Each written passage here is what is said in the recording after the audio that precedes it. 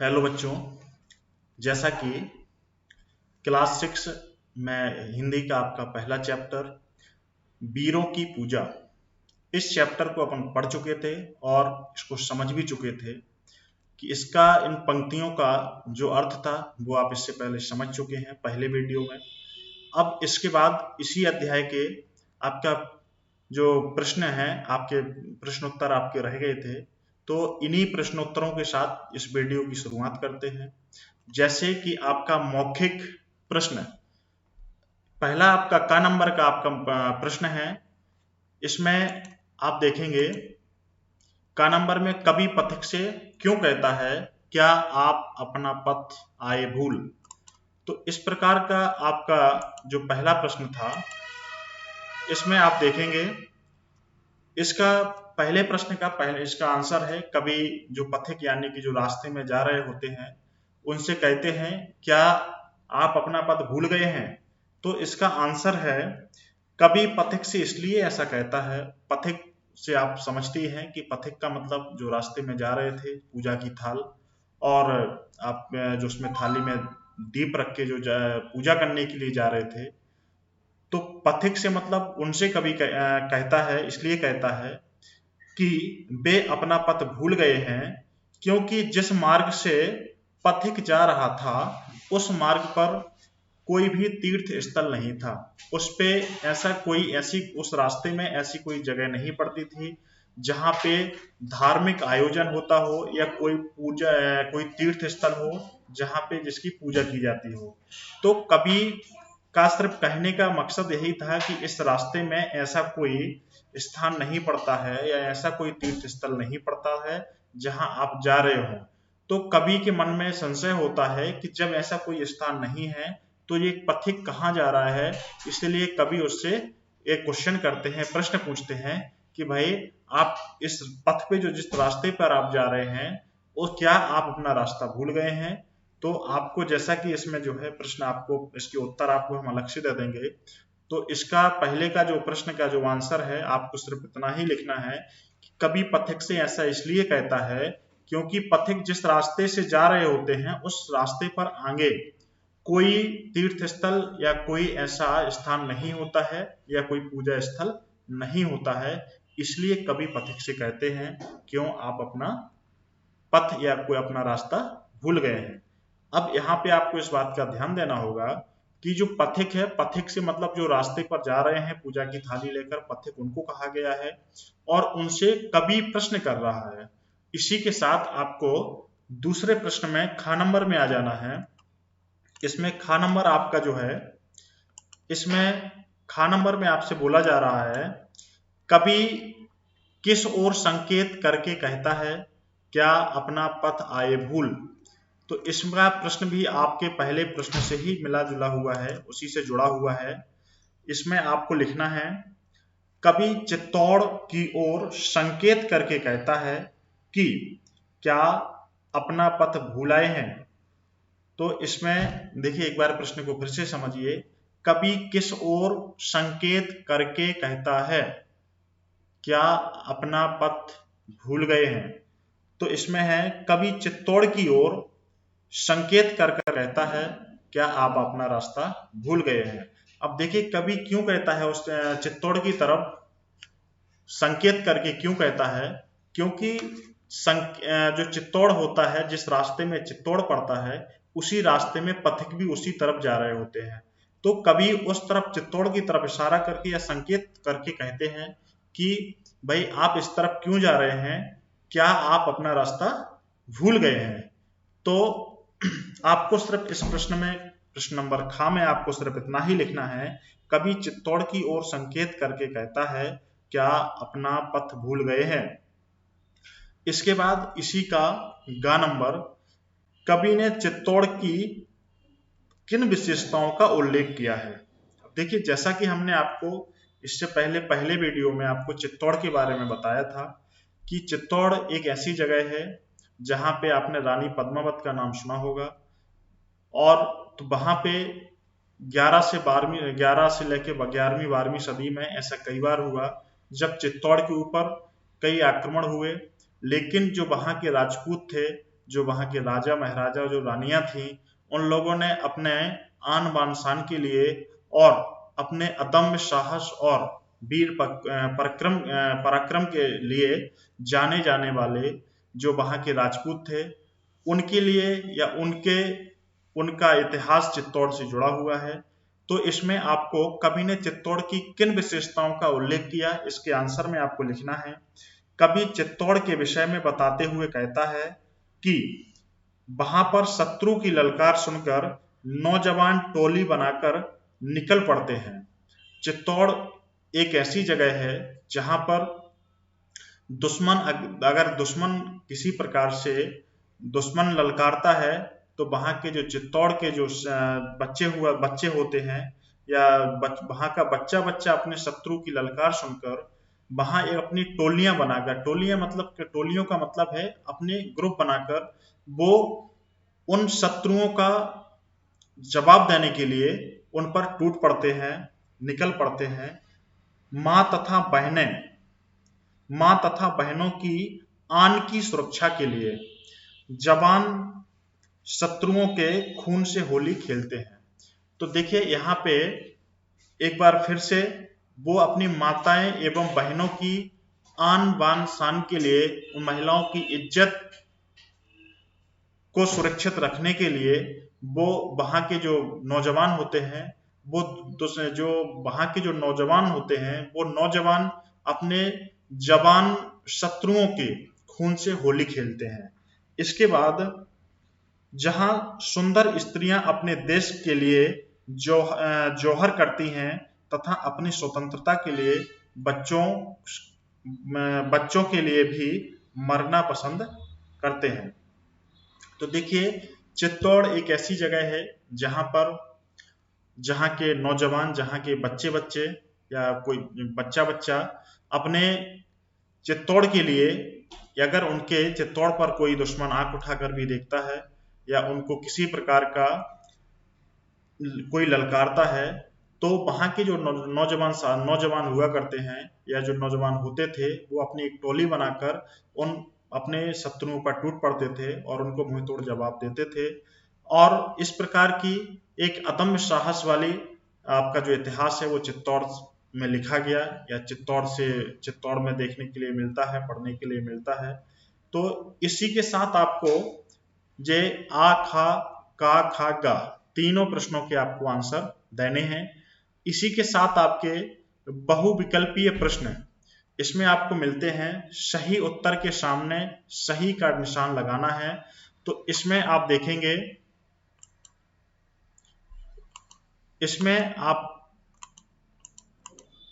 देखेंगे कि जो पहला प्रश्न है, कवि किसको संबोधित करके प्रश्न कर रहा है। तो इसमें आप देखेंगे कवि किसको संबोधित करके प्रश्न कर रहा है, तो कवि पथिक को संबोधित करके प्रश्न कर रहा है। तो इसका पहले का आंसर जो आपका होगा वो इसमें का नंबर होगा। दूसरा, तीर्थराज किसका नाम है, तो इसमें तीर्थराज किसका नाम है, इसके आंसर में आपको दूसरा के खा नंबर आपको लिखना है। जो आपका वाराणसी है, ये आपका क्या है, एक तीर्थ स्थल है ना। इसके बाद तीसरा नंबर आपका गंगा सागर किस स्थान का नाम है। तो तीसरे में आपको जहां गंगा समुद्र से मिलती है उस स्थान को गंगा सागर का स्थान का नाम है। तो आपका इसका ऑप्शन, आपका पहला ऑप्शन यानी का नंबर, जहां गंगा समुद्र से मिलती है उसको गंगा सागर के नाम से जाना जाता है। तो इसका पहला यानी का आंसर सही है। चौथे में है, इस कविता में तीर्थराज किसे कहा गया है। तो इसमें जैसा कि अपन ने इसको चैप्टर्स को अच्छे तरीके से पढ़ा है, समझा भी है, तो इस कविता में तीर्थराज चित्तौड़ को कहा गया है। जो चित्तौड़ जो जगह है, जो चित्तौड़ या स्थान है, उसको तीर्थराज की संज्ञा दी गई है। इसके बाद आपके लिखित प्रश्न में लघु उत्तरीय प्रश्न, इसमें आप देखेंगे पथिक ने अपने ऊपर क्या डाल रखा है। तो इसमें आप देखेंगे पथिक ने अपने ऊपर पीतांबर वस्त्र डाल रखा हुआ है। इसमें अपन ने इससे पहले पढ़ा था, पीताम्बर वो एक ऐसा वस्त्र ओढ़े हैं, पीला एक ऐसा वस्त्र ओढ़े हैं जिसमें राम नाम लिखा हुआ है। तो कवि ने एक इस प्रकार का वस्त्र ओढ़ा हुआ है। दूसरा इसका ख नंबर है, पथिक की आंखों पथिक की आंखें क्या देखने के लिए प्यासी हैं। तो इसमें आप लिखेंगे पथिक की आंखें तीर्थराज चित्तौड़ को देखने के लिए प्यासी हैं। कभी जो आपका जो पथिक होता है वो उस जगह को देखने के लिए व्याकुल होता है, जो चित्तौड़ जगह को देखने के लिए व्याकुल होता है। अब वहां क्या देखने के लिए व्याकुल होता है उसको अपन जो है अगले वाले क्वेश्चन में देखेंगे। कभी अचल स्वतंत्र दुर्ग किसे मानता है। कभी अचल स्वतंत्र दुर्ग किसे मानता है। इसमें आपका ग नंबर, कभी चित्तौड़ को अचल स्वतंत्र दुर्ग मानता है। किस जगह को मानता है। कभी चित्तौड़ को अचल स्वतंत्र दुर्ग मानता है। तो आपके जो तीनों क्वेश्चन के आंसर हो जाते हैं। इसके बाद दूसरा है दीर्घ उत्तरीय प्रश्न। इसमें आपका क नंबर है, पथिक कवि के प्रश्न का क्या उत्तर देता है। तो इसमें आप देखेंगे जो कवि है पथिक कवि के प्रश्न का उत्तर देते हुए कहता है कि मुझे गंगा सागर, रामेश्वर, काशी नहीं जाना है, मुझे तो सिर्फ तीर्थराज चित्तौड़ देखने जाना है तथा वहीं पर मेरा दीपक जलेगा और फूलों की माला तथा फूल चढ़ेंगे। देखिए कवि बार बार पथिक से कुछ प्रश्न पूछ रहा था, तो प्रश्न जो पथिक होते हैं वो कवि की बातों का, जो कवि के प्रश्न का जवाब देते हैं और बोलते हैं कि मुझे किसी भी तीर्थ स्थल नहीं जाना है, मुझे ना तो गंगा सागर जाना है, ना मुझे रामेश्वर जाना है, ना मुझे काशी जाना है, मुझे तो सिर्फ जो उस तीर्थ स्थल पे जाना है जहां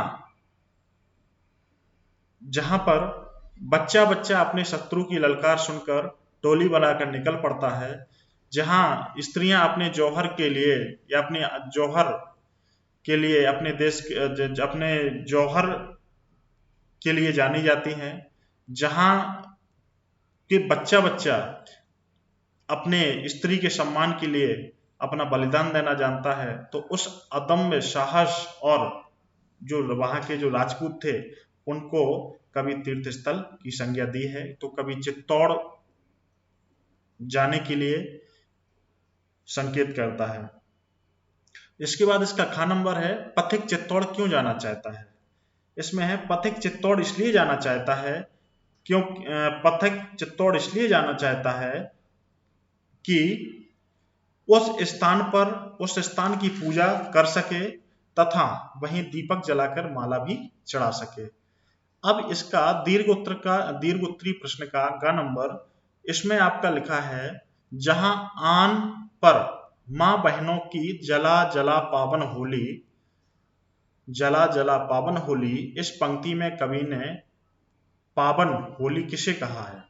तो जहां आन पर मां बहनों की जला जला पावन होली पंक्ति में कवि ने पावन होली अपने प्राणों का बलिदान करने को कहा है।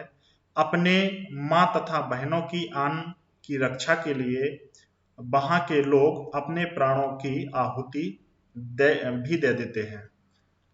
इसके बाद इसका प्रश्न नंबर 3, इसमें है निम्नलिखित पंक्तियों का भावार्थ समझाइए।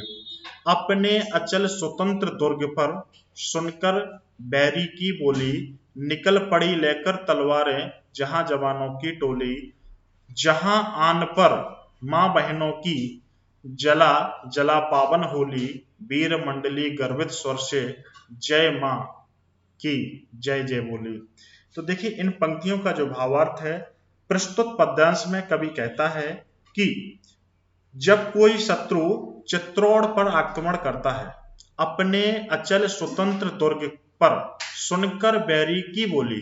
तो इसमें कवि कहता है कि जब शत्रु चित्तौड़ पर आक्रमण करने की बात करता है तो वहां के नौजवान निकल पड़ी लेकर तलवारें जहां जवानों की टोली, इस बात को सुनकर वहां की जो नौजवान हैं वो टोली बना बनाकर अपने शत्रुओं पर टूट पड़ते हैं, अपने शत्रुओं से लड़ने के लिए हमेशा तत्पर रहते हैं।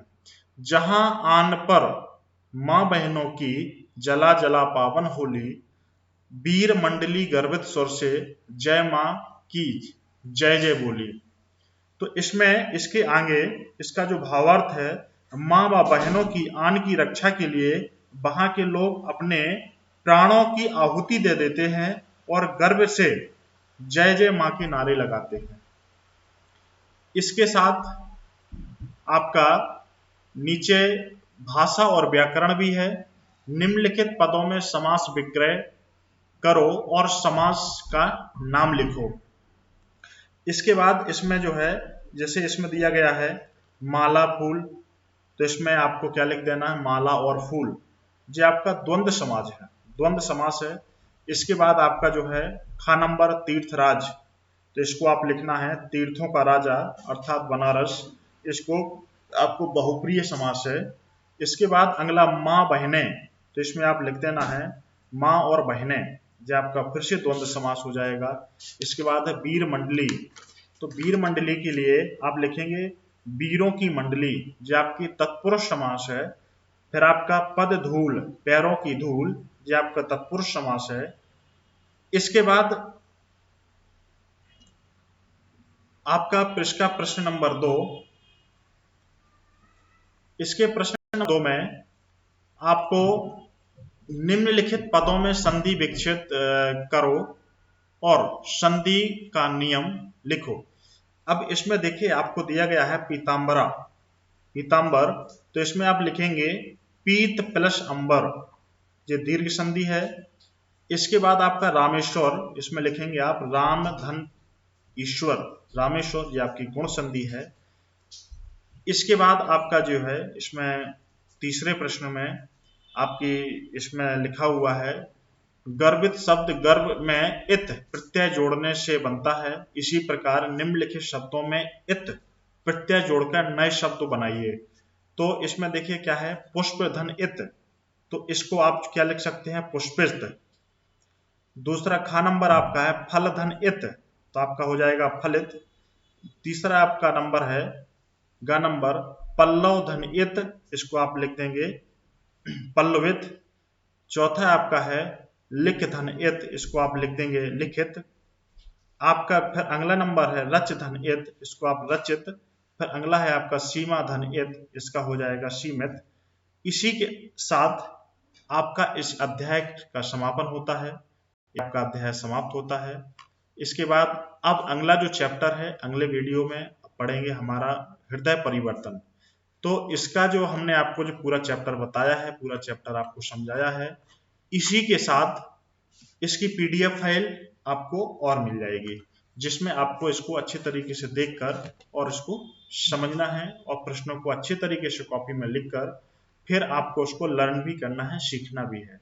तो आपको किस क्रम में लिखना है और वो क्रम हमने आपको बता दिया है कि आपको पहले आपका जो पंक्तियां दी हैं उनका भावार्थ लिखना है, फिर आपके जो आपके इसके मीनिंग्स हैं उसको आपको शब्दों के शब्दार्थ लिखना है, फिर इसके बाद आपको इसके प्रश्नोत्तर लिखने हैं और इस प्रकार से आपकी इसकी कॉपी कंप्लीट करनी है।